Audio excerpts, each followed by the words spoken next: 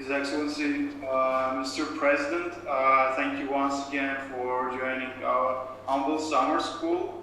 If you allow, I will try to moderate our summer school and try to pick up the questions. So we agreed to raise our hands with our participants and then follow with the questions. My question is a bit general concerning the format of this school, because recently I was also following the recording of your speech with Gori's school participants, the leadership school that is being done, and now you're here with us. So I'm wondering, why do you prioritize this?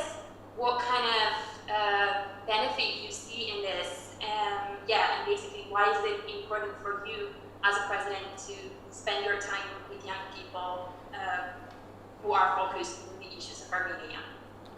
Good. Hello, thank you so much for taking my question. I really appreciate this opportunity. Something I wanted to ask about, especially in the context of this program, is how Armenia imagines itself coordinating on environmental policies, especially since climate change is one of the most urgent issues that we face as a world.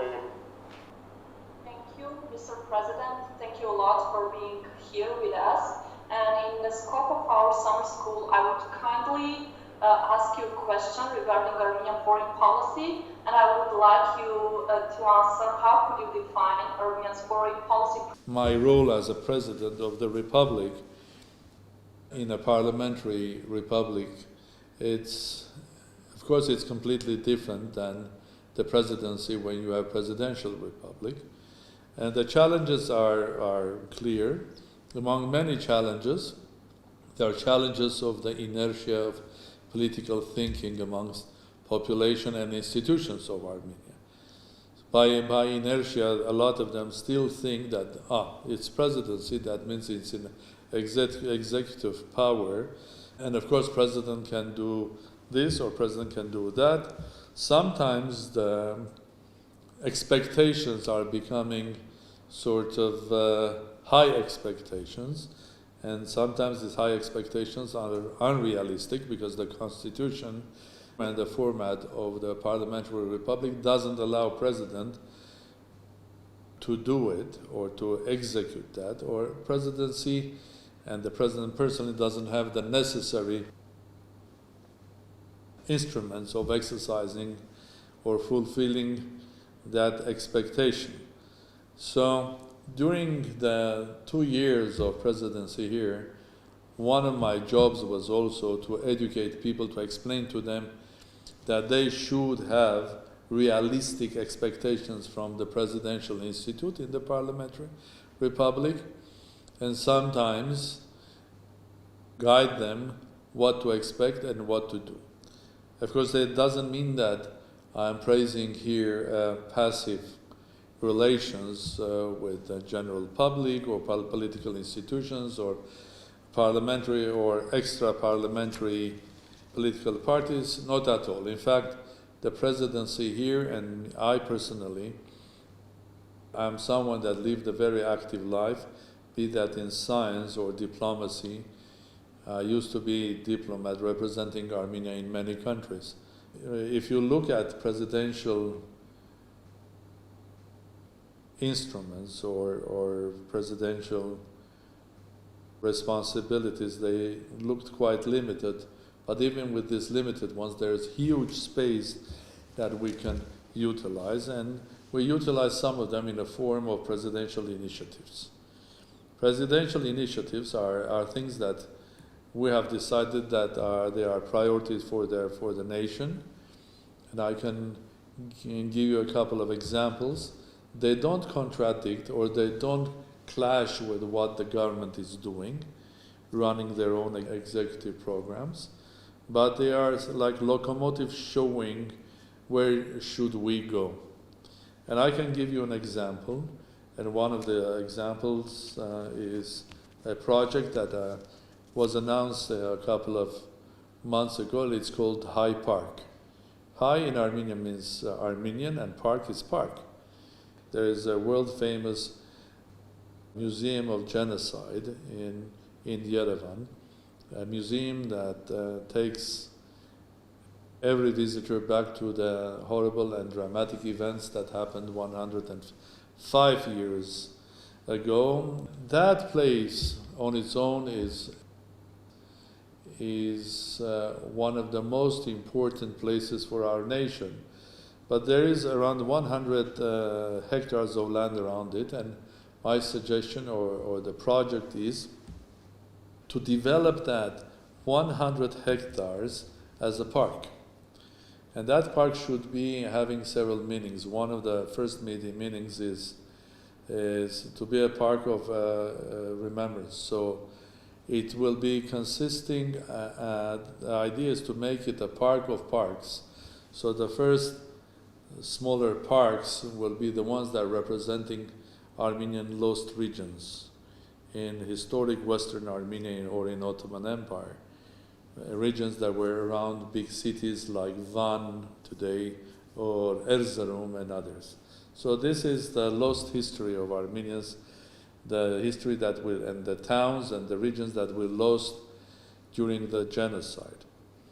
The second ring of parks would be Armenians all over the world representing Armenian diaspora centers, be that Armenians in Moscow, in Nizhny Novgorod, or in Sochi, Krasnodar, or in Marseille, or in London, or in Manchester, or in Los Angeles, or Watertown, or in Boston and elsewhere, or in Argentina.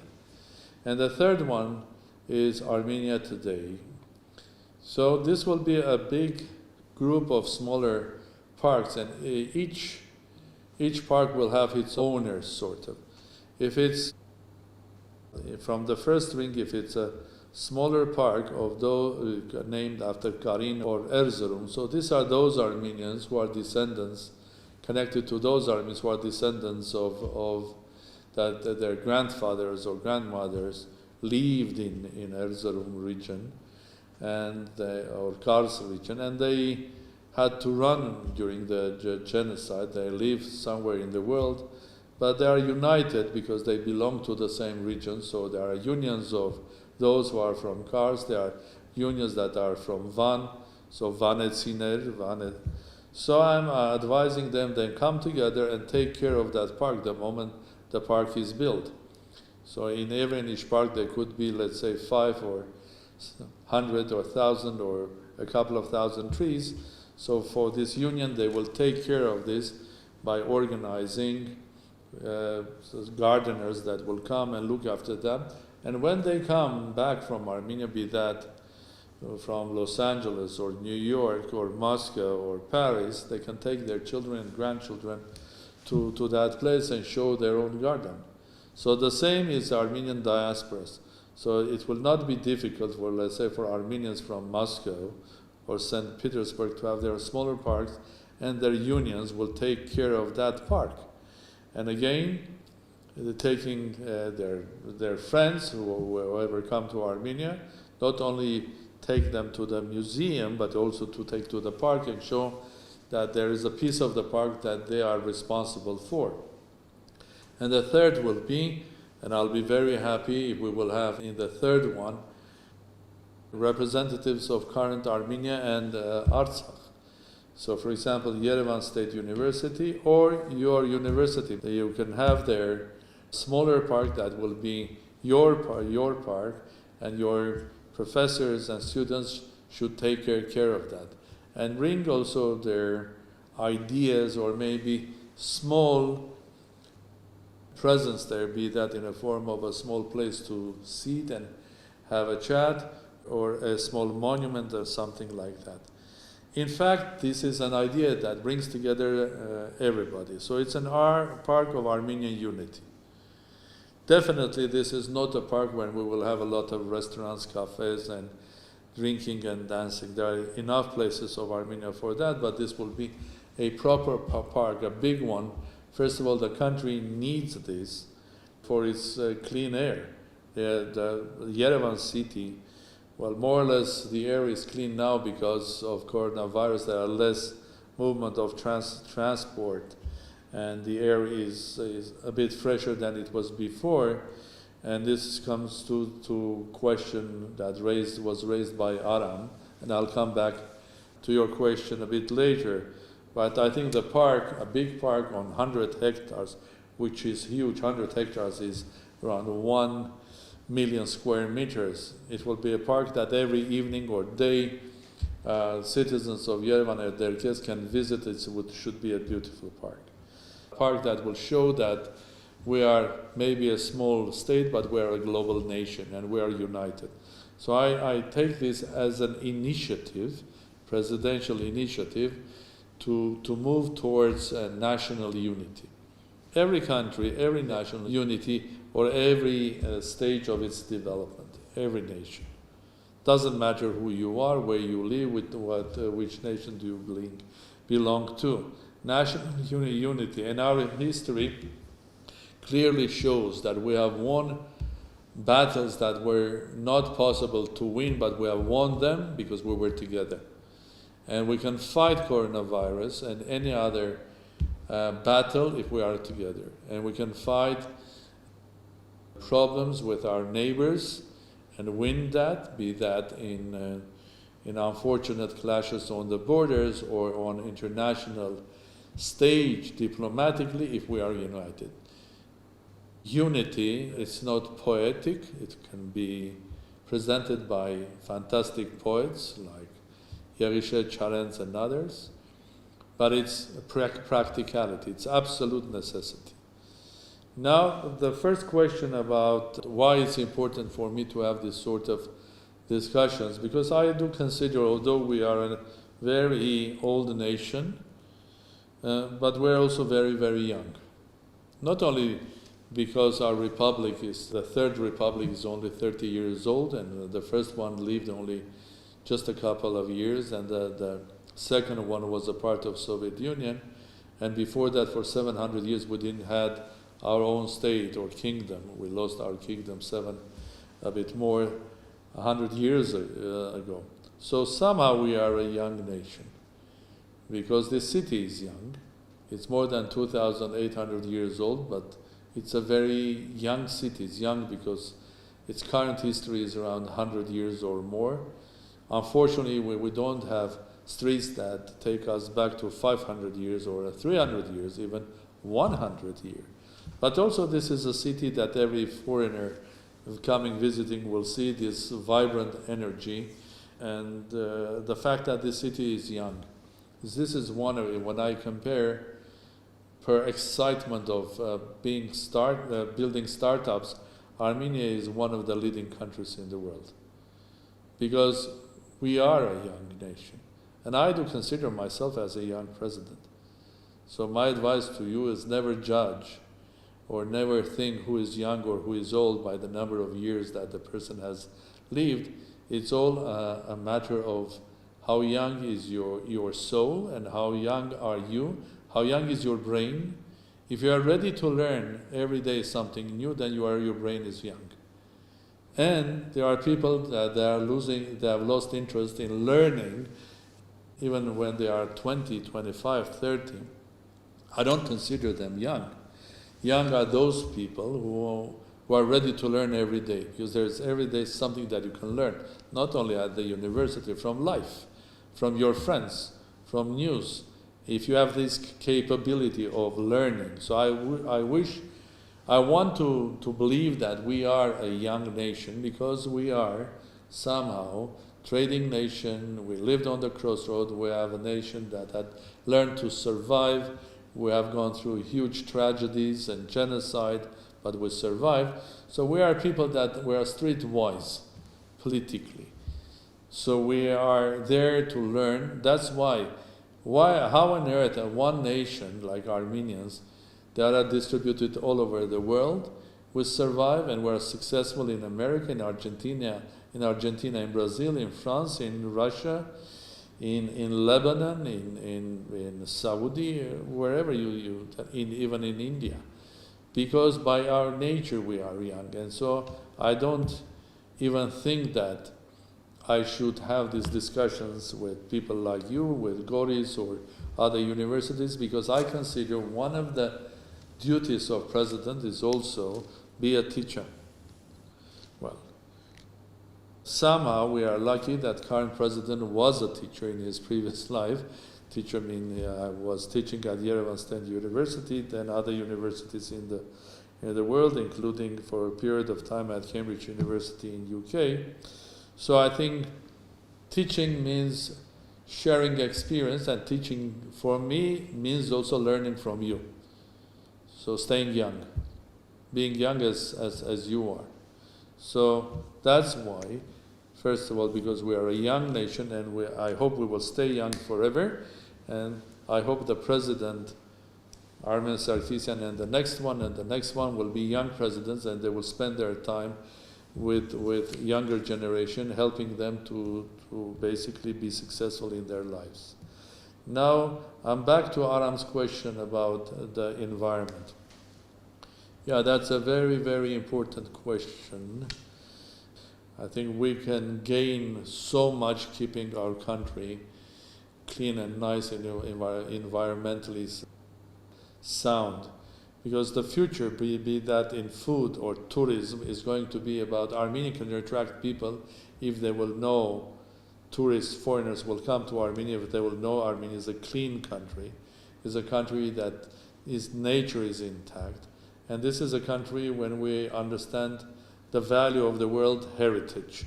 Heritage could be the historic heritage, I mean our churches, our history, and also the heritage of our nature. So it's very, very important. I think clean nature and green nature, environmentally clean country, Armenia could be also making a lot of attraction, but also making a lot of money rather than destroying it. Now about our relations with EU and Eurasia, I think we have achieved something which is positive here. Armenia is the only country that has deep relations with European Union, but we are also a member of Eurasia Economic Union. And we are the only one that is so deeply involved with European Union and is also a member of Eurasia Economic Union.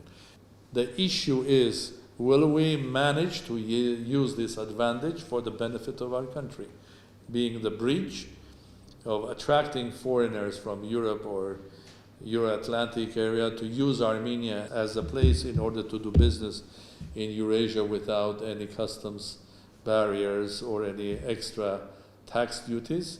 So this is where the challenge is, to use our unique position as a bridge between Europe and Eurasia, and to use that for the benefit of our country and our nation. But culturally, we are used to it because we live on the crossroad. Crossroads, historic crossroads, they are not only crossroads of wars and conflicts and tragedies or even genocides, but they are also crossroads of opportunity. And historically, we were a trading nation, and we are a trading nation. Now it comes to, I think, about propaganda. When we speak about propaganda, in our case, it should not be propaganda. It should be about just presenting to the world, using our own resources here in Armenia and in Artsakh, but also our diaspora, presenting just the truth. Be that historic truth, also the truth about today's Armenia and its challenges. We don't need propaganda. We just have to honestly tell the story. And that's important because we spoke about the history of genocide. We have to understand that recognition of genocide is not something that is important on its own. Just n number of countries have recognized the genocide. It is very important both for Armenia and also for the world. For Armenia, because by recognizing genocide, those who are recognizing genocide will be also recognizing that they have, as human beings or states or individuals, do everything not to allow to happen genocide again against Armenians. So from some point of view, recognition of genocide worldwide is also a factor of guaranteeing security for Armenia. I think if our neighbor will decide again to repeat what they have done 105 years ago, we have to remind them, and the world has to remind them that that is not excusable, or it should not be allowed at all. And it's important for the world as well, because if we want to stop the world repeat again, having genocides in Rwanda or in some of the countries in the Far East, or Holocaust or genocide of Armenians, we should openly speak about the fact that all of this is not human, and we have to do everything to stop anybody in the world to even try to think about it. So from Armenian perspective, it's about truth, it's not propaganda. From Armenian perspective, it's about honestly telling the story that happened 105 years ago, and also being united as a nation, being united also with our friends, and not allowing the history, the bad history, to repeat itself. We are a nation that lives in a homeland, is on the crossroad of many civilizations. We are a nation that can make decisions that can change dramatically its own faith and faith others, like 1,700 years deciding to become Christian. We are a nation that knows how to survive. We are a nation that can lose its kingdom for 700 years and then return its state back. And today we are a nation that has huge resource, which is human resource. These are Armenians living abroad and in Armenia and in Artsakh, but these are also friends of Armenia. And I think we have to utilize. And the biggest challenge is how to utilize this, how to make Armenia safe and sound and strong. I think we're not using our strength, natural strength, the human resources that we have fully. And we have to do a lot in order to allow this to happen. Diaspora is not there in order to help Armenia. Diaspora is there to be a part of Armenia. And every Armenian living in Russia, first of all, has to be a Russian, if that Armenian is a citizen of Russia, has to be a good citizen of that country. If she or he, they live in France, they have to be good citizens of France. They have to be good citizens of America, of Russia, of Argentina. But then if they are Armenians, then Armenians, they feel Armenians, and if they don't carry their second passport, then Armenian, but they feel Armenian, I think they have to do everything possible for Armenia, but they have to feel that Armenia is their own homeland. They are not just Armenians of Armenian descent live somewhere and they have to send some support. No, they have to be involved in Armenia. They have to take care of Armenia, and Armenia's problems have to become their own problems, and Armenia's victories and successes have to become their own victories and successes. Thank you for joining us. So let me introduce myself. My name is Sարգսյան. Now I live in Western Siberia in Lechbus. So I'd like to know more about the situation with coronavirus in Armenia. I consider this attack on territory and the borders of Armenia absolutely not human, because there is one war that the world is fighting today, which is coronavirus. And in the middle of this war, where everybody is thinking or fighting in their own countries the fight against coronavirus, our neighbor decided that they will sort out a military operation and start a military operation in one of our borders. Two questions, very shortly. The first one is, so what is the main role of the diaspora? So when you are speaking about diaspora, I am repeating myself, it's our strength.